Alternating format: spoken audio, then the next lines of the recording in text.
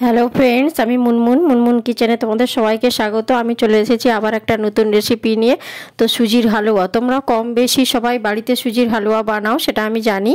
তো আমি কিভাবে করছি সেই রেসিপিটাই তোমাদের সঙ্গে আজকে শেয়ার করতে চলেছি। তো দেখো কি তার জন্য উপকরণ নিয়েছি। প্রথমে নিয়েছি 1 বাটি সুজি, 1 বাটি চিনি, কিশমিশ, কাজু আর আনমোল বাদাম আর ঘি 2 চামচ। তো এই কটা উপকরণ দিয়ে আমি আজ হালুয়াটা বানাবো। যে ড্রাই ফ্রুটসগুলো নিয়েছি, আনমোল বাদামটা তার মধ্যে অপশনাল, তোমরা চাইলে নাও দিতে পারো। তো প্রথমে দেখো গ্যাসের উপর একটা কড়া বসিয়ে দিয়েছি। কড়াতে এবার 1 চামচ ঘি দিয়ে দিলাম। তো ঘিটা একটু গরম হওয়া পর্যন্ত আমি অপেক্ষা করছি। তো দেখো মোটামুটি আমার ঘিটা গরম হয়ে গিয়েছে। এবারে যে কাজুগুলো ছিল সেই কাজুগুলো ঘিয়ের মধ্যে দিয়ে দিলাম। প্রথমে কাজুটাকে আমি একটু লাল লাল করে ভেজে নেব। দেখতেই পাচ্ছ আস্তে আস্তে হাতার সাহায্যে আমি কাজুটাকে নেড়ে ভেজে নিচ্ছি। তো কাজু কিশমিশগুলো খুব তাড়াতাড়ি ভাজা হয়ে যায়, এই জন্য গ্যাসের আঁচটা একটু লো ফ্লেমে রাখবে। তারপরে দিলাম আনমোল বাদাম, যে আনমোল বাদামটা আমি কুচিয়ে রেখেছিলাম, তোমাদেরকে দেখিয়েছিলাম। তো আনমোল বাদামটা অপশনাল, আমার বাড়িতে ছিল তাই আমি দিয়েছি। তো আনমোল বাদামটাকে কুচো করে নিয়ে একটু কাজুর সঙ্গে হালকা করে লাল লাল করে নেড়ে নিচ্ছি। তো কাজুটা আর আনমোল বাদামটা মোটামুটি যখন ভাজা হয়ে আসবে তখন আমি এবারে কিশমিশটা দেব। কিশমিশটা আমি পরে দিলাম এই কারণে, কিশমিশটা খুব তাড়াতাড়ি ভাজা হয়ে যায়, তার জন্য কাজুটা আর আনমোল বাদামটা ভাজার পর আমি কিশমিশটা দিলাম। তো দেখো কিশমিশটা একটু নাড়তে না নাড়তেই কিশমিশটা ক্রমশ ফুলে উঠবে, দেখতেই পাচ্ছ। কিন্তু আগে যদি আমি কিশমিশটা দিয়ে দিতাম তাহলে কিশমিশটা চুঁয়ে যেত, কাজু বাদাম আর আনমোল বাদাম ভাজা হতো না, কিশমিশটা চুঁয়ে যেত। তো তার জন্য কিশমিশটা আমি পরে দিয়েছি। সব উপকরণগুলো ড্রাই ফ্রুটগুলো আমার মোটামুটি ভাজা হয়ে গিয়েছে।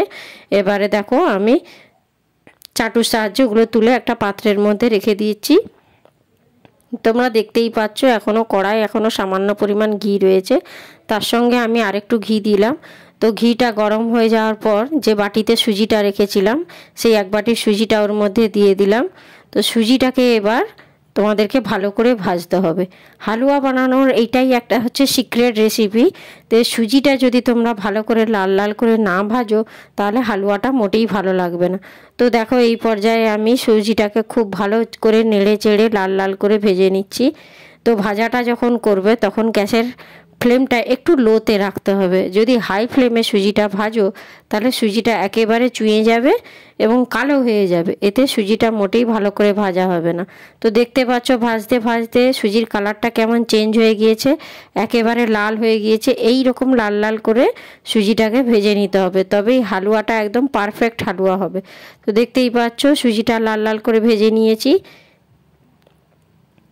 এই পর্যায়ে গ্যাসের আঁচটা আমি তোমাদেরকে বললাম একটু কম রাখতে হবে। তারপর যে বাটির মাপ করে আমি সুজিটা নিয়েছিলাম সেই বাটির মাপ করে 2 বাটি মতো জল দেব। 1 বাটি সুজির সঙ্গে 2 বাটি জল অ্যাড করতে হবে। এই জন্যেই তোমাদেরকে আন্দাজটা আমি বলে দিলাম যে 1 বাটি সুজি দিয়েছি, যেহেতু যেই বাটিটাতে আমি 1 বাটি সুজি দিয়েছি সেই বাটিটার মাপ করেই 2 বাটি আমি জল অ্যাড করলাম। বেশি জল দেওয়া যাবে না, তাহলে জলটা যদি বেশি দিয়ে দাও তাহলে সুজিটা দানা দানা থাকবে না এবং হালুয়াটা হবে না।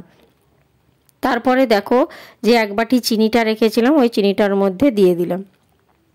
তো চিনিটা দেওয়ার পর ভালো করে খুন্তির সাহায্যে নেড়ে চেড়ে চিনিটাকে মিশিয়ে নিতে হবে এবং একটু ফুটিয়ে নিতে হবে।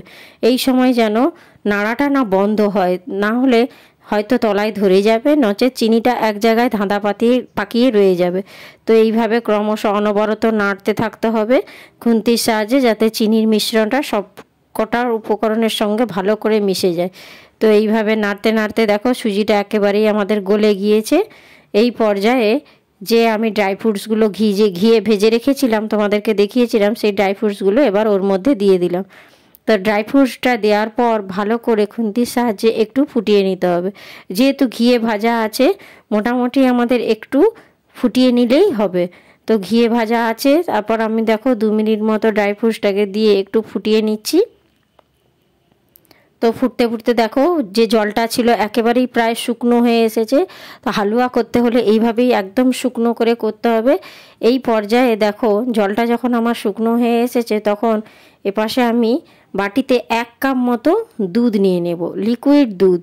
এই দুধটার সঙ্গে 2টো ছোটো এলাচ দিয়েছি, ফাটিয়ে ছোটো এলাচ দিয়েছি। এবার এই দুধটা আর এলাচের মিশ্রণটা এবার হালুয়ার মধ্যে আমি দেব।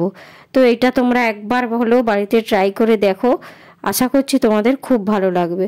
এবারে এই দুধ আর এলাচের মিশ্রণটা ওর মধ্যে দিয়ে খুব ভালো করে নেড়ে চেড়ে একেবারে শুকনো শুকনো করে নিতে হবে, যাতে এতটুকুও যেন না জল থাকে। এইভাবে নাড়তে নাড়তে দেখবে একসময় হালুয়াটা একেবারেই শুকনো হয়ে এসেছে। এই সময় গ্যাসের আঁচটা একটু লো ফ্লেমে রাখবে। লো ফ্লেমেই নেড়ে চেড়ে দেখবে একেবারে শুকনো শুকনো হয়ে আসবে। তো হালুয়াটা আমার একেবারেই রেডি। তো কার কার আমার রেসিপিটা ভালো লেগেছে আমাকে একটু কমেন্ট করবে। তো দেখো এবারে আমি একটা পাত্রের মধ্যে রেখে দিয়েছি। এবারে আমি বাড়ির সবাইকে সার্ভ করে দেব। তো কার কার আমার রেসিপিটা ভালো লেগেছে প্লিজ আমাকে একটা লাইক কমেন্ট শেয়ার করে জানিও, এবং নিত্য নতুন রেসিপি পেতে আমার চ্যানেলটি সাবস্ক্রাইব করে নোটিফিকেশানটা অন করে রেখো। Tata, bye bye.